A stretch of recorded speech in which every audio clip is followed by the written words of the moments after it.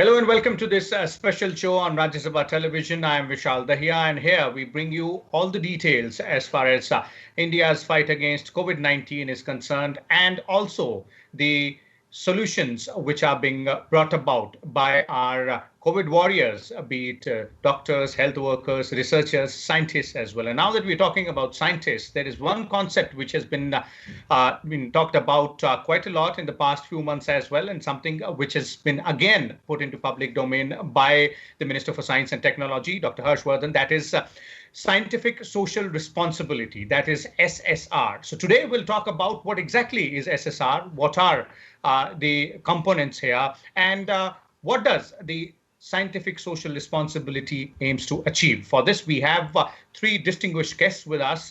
Let me first introduce the guests to you, beginning with Professor Sandeep Verma. He's the Secretary of Science and Engineering Research Board, that is SERB. Welcome to Rajya Sabha TV, Professor Verma. And we also have with us Professor Manindra Agrawal. He is the Vice President of the Council of Indian Academy of Sciences in Bangalore. Welcome to you as well, Professor Agrawal. And we're also joined by Dr. Manoj Kumar Pateria. He is the Head of National Council for Science and Technology Communication, that is NCSTC.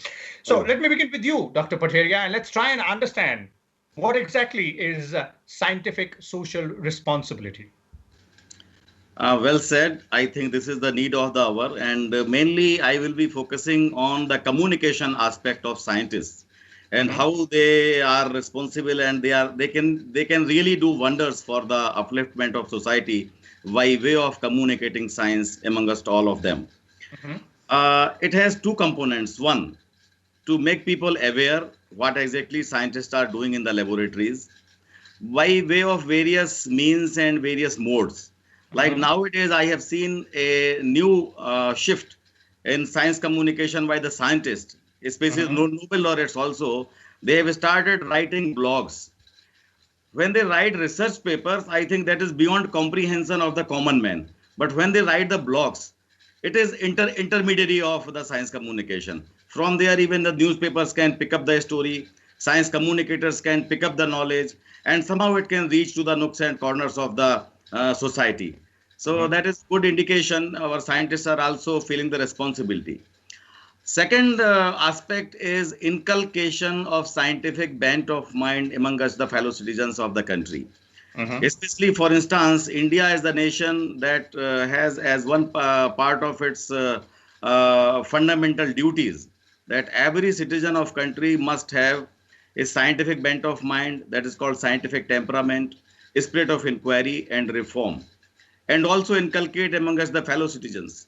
So being Indian citizen, it is the responsibility of every citizen, not only scientists. But scientists being the lighthouses of the society, they have the additional responsibility to spread this spirit, to inculcate this spirit among us the people at large. A combination of the scientific awareness and the scientific spirit, that is scientific temper, I think that holds the key for overall development. So this is the combined responsibility of scientists and all who are working in the knowledge creation and who are the knowledge workers. Effectively, from the communication point of view, those are very important point in terms of for the general public to understand and also to harness the latent potential of the scientific community. Is that the objective here, Professor Verma, in terms of what we are looking at SSR, that is scientific social responsibility, as to how the scientists or the scientific community can, contribute to the society at large in terms of increasing that scientific temperament, or is there more to it as well? So if you look at scientific social responsibility, and if you look at from the standpoint of a scientist, we scientists are governed by two regulations. What I perceive, one could be an internal regulation where we are responsible amongst each other. So as a scientist, I am responsible to another scientist when I do research, when I disseminate research, when I propagate my ideas, my concepts and hypotheses, how honest I am when I talk about these things, when I put it in the open domain of knowledge. The other regulation is external regulation. When I, as a scientist, start interacting with society, I start taking my work, taking my ideas to society just to have the right kind of technological or ideological diffusion in society of the breakthroughs that have happened over the years, how they are beneficial for the society, and how exactly we are using the taxpayers' money to drive research, to drive science and technology initiatives for the benefit of society. And one such example, as you saw, as the COVID-19 has brought out very, very effectively how scientists are now effectively interacting with the society. They are trying to bring in new knowledge every day, and even a non-specialist is eager to learn every day what is new about the virus, how it can be overcome. So that brings in the external regulation aspect of scientists when they start interacting with the society as a whole. Okay. Okay. So that's from the scientific or the community point of view, or the scientist point of view. Professor Agrawal, your views on this concept, the scientific social responsibility from both sides. Dr. Pateria has pointed out how the community can benefit. Professor Verma has pointed out what the scientific community thinks. So according to you, how can we look at this in a holistic perspective? Yeah. So it's responsibility of a scientist to the society that is effectively underwriting the scientific pursuit of knowledge is a very important component of endeavor of scientists, and this is true all over the world. It's been the case in our country. Now, the reasons are numerous and there is no need to sort of elaborate on them, but it is a fact that our scientific community has tended to be less engaged with the society than what I would say ideally it should have been. But I see this COVID-19, although it has brought tremendous difficulties to the whole country and the world, but one silver lining in this whole crisis is that the way scientists have come together in our country and have started very closely working with the society. I have not seen this happening earlier. And I think this is a very, very welcome development. And I hope that the various sections of the society, the scientist community, the government, the industry, will take this momentum forward and continue engaging with the scientists and working with them. And scientists will engage with the government and the society as a whole and develop the solutions which are of great utility to our society. It's something very important that should have started. I mean, it did start earlier, but like I said, it probably did not pick up that speed as one would have liked. Okay. But now you see things improving significantly. Okay, so the idea is that the COVID-19 has given us that look into the kind of way in which both the scientific community and general people can go ahead and interact and benefit from the knowledge of science. Let me go back to Professor Verma here. Professor Verma, in terms of the need to have such a policy that is scientific social responsibility, one aspect is the aim would be to bridge that science society or society science or science gap. But how do we do that? As in, how should it be done? We've spoken about what exactly this concept means, but how should it be brought into public domain or implemented?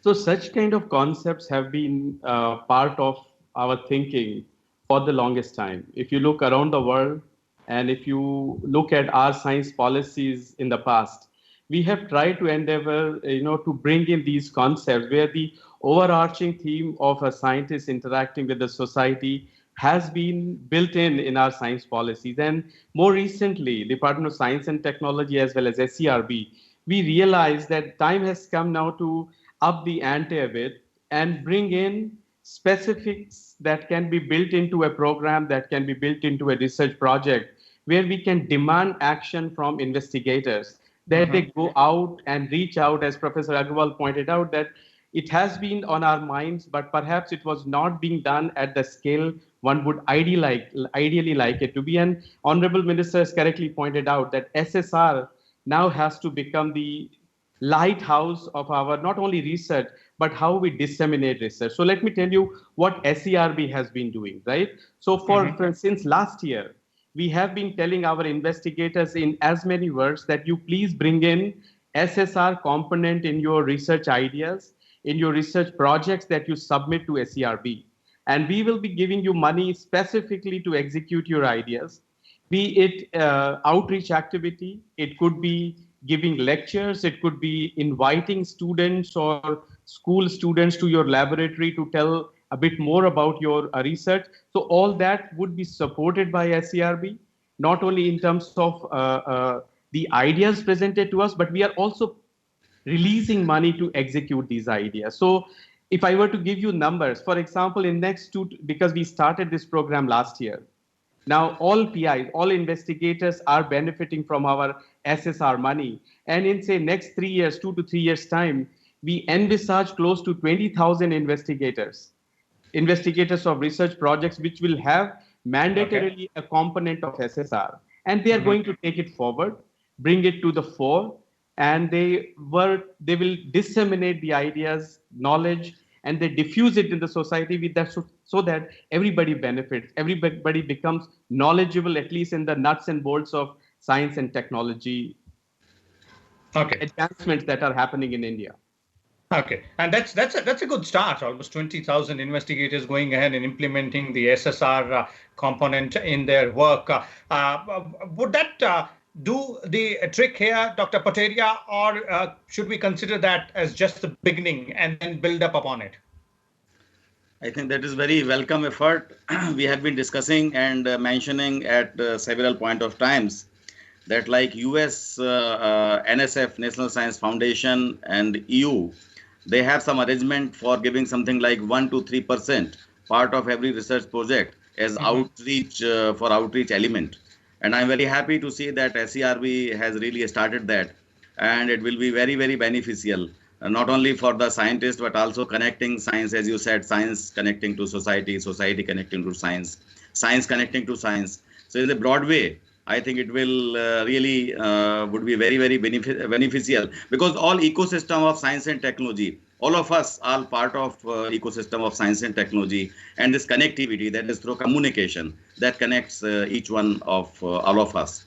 For instance, we at the National Council for Science and Technology Communication, that is part of the Department of Science and Technology, we have started a program, year-long program on COVID-19 especially.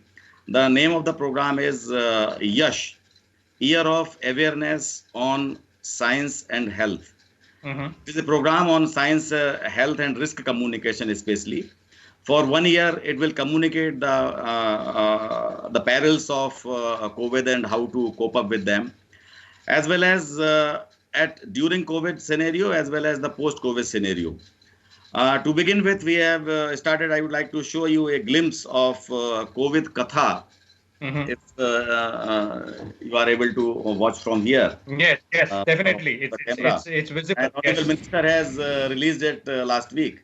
So it is a kind of dynamic platform, and it is connecting you with all websites, all various kinds of information channels, and it is being updated. At the same time, during the stress of COVID-19 that is going on in everybody's head, so we have brought in some kind of infotainment, like we are communicating COVID-related information by using puppetry, using some folk songs, folk arts, like Kathakali, how to wash hands.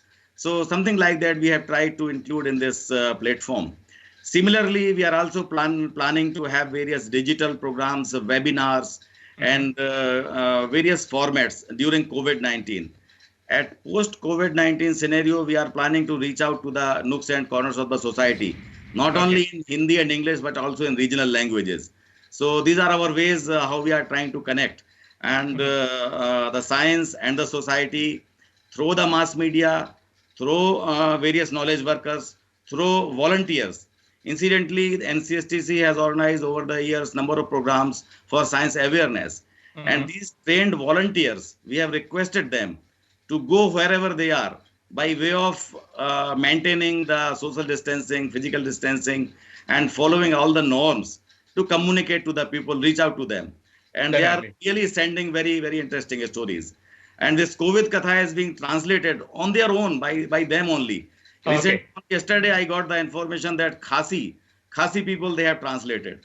Hindi, it has already come, and many other people are trying their hands. That's definitely very interesting. And as you're pointing out, the work of a science communicator is obviously to go ahead and break down the intricacies of science in simpler words, simpler methods, so that people at large can understand that. Professor Agrawal, from a scientist's point of view, or from a scientific community point of view, how exactly do you believe the scientific social responsibility, this concept needs to be implemented? Some aspects have been brought about by Professor Verma, but more to add to it from your side. Yeah, I think both my co-panelists have given out some wonderful pointers. Communication is an extremely important aspect. And I'm very happy to note that this COVID Katha kind of initiatives are being done, and we need many more such initiatives, which take out one single strand of scientific theme and communicates it in a easily understandable way to the society at large. Equally importantly is what Professor Verma pointed out, and I am hoping that the government, particularly Ministry of Science and Technology, will continue to build on this, which is make the societal aspect of science and technology a central theme of the development. While there are many of scientists, like particularly me, I'm a mathematician, so most of my work is with pen and paper, which doesn't really have a lot of relevance to the society directly. But and such people should also be encouraged. But the central theme or the central thrust should be use of science and technology for the benefit of society, and that's where we need most of our scientists and engineers to focus. So that's a very important aspect, as Professor Verma pointed out. The building blocks are already in place. There are many new initiatives at SERB and DST, which are encouraging the scientific community to go in this direction, and wish that this continues and expands. Okay, Professor Verma, would you agree that this needs to be made the central point of the entire development scenario? And when we talk about development, not only the economic one, but also the social development. Yes, of course. I think the whole concept of scientific social responsibility is augmenting the awareness at all levels. So what I would like to also add here, because Professor Agrawal is representing Indian Academy of Sciences, recently SERB has signed a letter of intent, and we have released money as well to Indian National Science Academy in New Delhi, one of the foremost academies of science and engineering, where we would like to work together to come up with several initiatives which are called as, say, future calling. We have science outreach initiatives where we are also involving not only scientists per se, but also academies whose footprints are across India. So we are requesting academies to work with the ministry, work with SERB, to take the message to every nook and corner that how science benefits society, because we are not only shaping the interaction, but we are also shaping the mindset of youngsters who are the future of our country. To bring in as many words as Dr. Pateria pointed out, that take it in Khasi language or in other languages of Northeast or other parts of the country. You have to motivate, you have to mobilize these youngsters to take up science, to take up these sustainability challenges which look in our face. So these challenges which look in our face for our planet, for our well-being, that how science and science-based interventions could be brought in. And that's where the real, you light up many lights in many minds, and that's how a revolution starts. And that is what we want to happen when you bring in SSR, not only giving information, but making sure or telling people that this is part of life.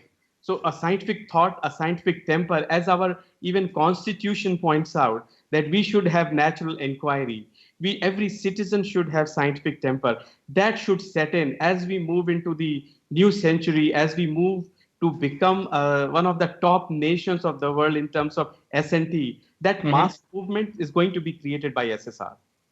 Okay, so it's all about inculcating scientific temper and scientific thought there. Dr. Patel, coming to you, towards the end of the show, as a science communicator and heading that organization as well, how would you, what more would you want from the scientific community here? Because it's a partnership between the scientific community, the science communicators, and the society as well. And you're that bridge between the society and the scientists. So what more would you want from the scientific community to ensure that scientific temper, which all of us are talking about, is inculcated gradually and almost amongst all constituents of the society? That is a very important question, I think. And by and large, what we can now realize that the atmosphere is now becoming conducive. When scientists are really approachable, and I am talking of the entire, because I have seen the CSIR system and DSC system and all around. As compared to earlier days, now scientists are more accessible, more approachable, more media savvy. They are turning out. Earlier, they were little hesitant, or somehow they were not that much media friendly. So now they are becoming media friendly. They are responding to the media calls. So this is happening. I think this is the constant effort of science communication and all such kind of mingling with scientists and media and communication people. It is happening now, and I think more will happen. Still, I feel it is in the system or in the minds.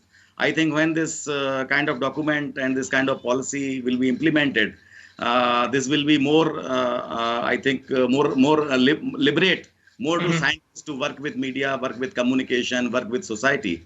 But now, what is a kind of hesitation amongst the scientific community is if they are focusing on their research, if they are writing research papers, they are bound to get the progression in their career.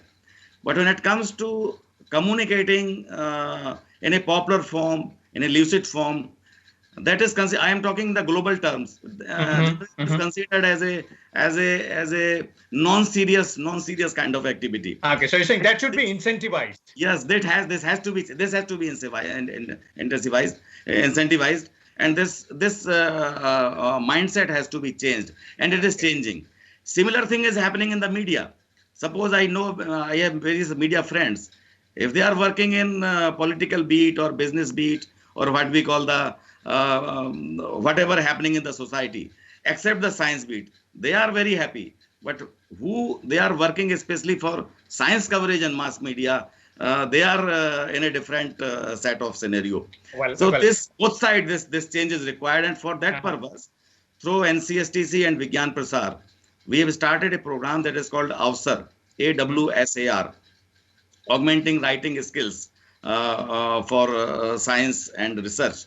So this scheme is really working wonders. And what we are doing, we are encouraging PhD scholars, postdoc scholars, to write popular science articles, popular science story on the work, whatever they are pursuing as a part of research. So that is really, and we are awarding them. And that story is, we are trying to get it published in frontline media. So this passage, I think this is a kind of way to promote the scientific community to come to the field of, come to the fold of science and technology communication.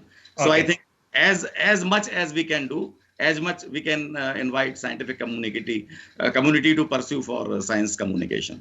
Definitely, more and more participation is required there as well. Professor Agrawal, concluding comments from you in terms of the way forward, because this is a concept which might seem very simple to some and maybe very complex to others, but this is the need of the hour. That is something which all of us agree here. Absolutely. I think all I would say is that I hope the momentum that we have built over the last year or so, there have been initiatives taken about a year or so ago by DST, SERB, the Indian Academies, Indian National Science Academy, that Professor Verma mentioned, Indian Academy of Sciences at Bangalore. So to reach out to the society, and the COVID-19 has provided us a platform where and a requirement that has really speeded up this process. And I hope we don't take our foot off the pedal once COVID subsides. We continue pushing forward towards this, and this will eventually take us to a place where India as a country can be justifiably called as the world leader in scientific development. Okay. Which today we have volumes, but if you look at the quality and impact, we are not there yet. And so that's where we need to work on. Okay, so the quality and impact is what needs to be worked upon, and definitely needs to be communicated there as well. Thank you so much, Professor Agrawal, Professor Verma, and Dr. Pateria. There, as has been pointed by all three of you, the scientific social responsibility is a concept to try and bridge the divide between science and society, society and science, and perhaps science and science as well. We've seen during COVID-19 crisis how our scientists, our researchers have worked around the clock to find solutions to answers. And as general public, we've also understood the kind of work they do. This concept is only meant to go ahead and further inculcate that scientific temper amongst the citizen of the country and try and make science more understandable to the general people. And the scientific community is doing its bit on that aspect. The science communicators are also doing their bit. And perhaps once the policy is finalized and put in place, we will have a proper infrastructure to try take care of this particular aspect. We'll come back again tomorrow with a different topic. Till then, you keep watching Rajya Sabha television, but let's keep fighting this battle against COVID-19 at our own levels. Stay safe, stay home, and keep following all the guidelines, specifically with respect to social distancing norms. Thank you.